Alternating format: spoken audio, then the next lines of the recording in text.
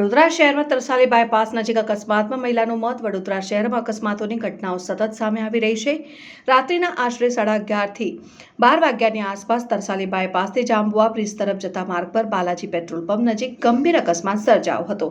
મળતી માહિતી મુજબ પૂરપાટ ઝડપે આવી રહેલી ખાનગી લક્ઝરી બસના ચાલકે રોડ ઉપર ઉભેલી મહિલાને ટક્કર મારી હતી. અકસ્માત એટલો ગંભીર હતો કે મહિલાનું ઘટના સ્થળે જ કરુણ મોત નીપજ્યું હતું.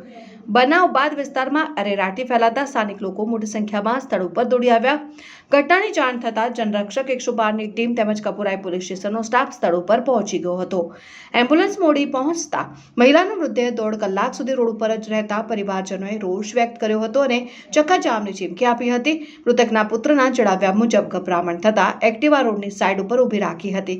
એક્ટિવા પરથી ઉતરી તેમની માતા રોડ સાઈડ ઉપર ઊભી હતી ત્યારે ઝડપી આવતી લક્ઝરી બસે ટક્કર મારી હતી અને ચાલક નાસી છૂટ્યો હતો. મૃતક મહિલાની ઓળખ જાગૃતિબેન અનિલભાઈ પંડ્યા તરીકે થઈ છે, જેઓ તરસાલી વિસ્તારની હરિદર્શન સોસાયટીના રહેવાસી હતા. હાલ કપુરાઈ પોલીસે મૃતદેહને પોસ્ટમોર્ટમ માટે એસએસજી હોસ્પિટલ ખાતે મોકલી અજાણ્યા બસ ચાલકની શોધખોળ શરૂ કરી આગળની તપાસ હાથ ધરી છે.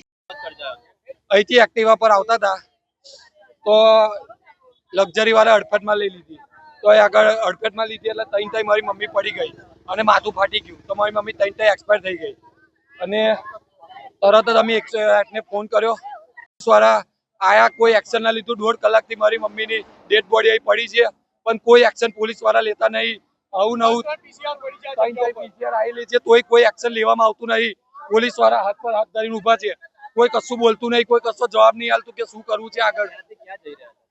તરસાલી થી મારી ઘરે જ આવતા હતા, તરસાલી ચોકડી થી મારી ઘરે જ આવતા હતા. અમારે મકરપુરા રહેવાનું અને આટલું થાય છે તો બી હજુ એમ્બ્યુલન્સ બોલાવવા એ લોકો તૈયાર નથી.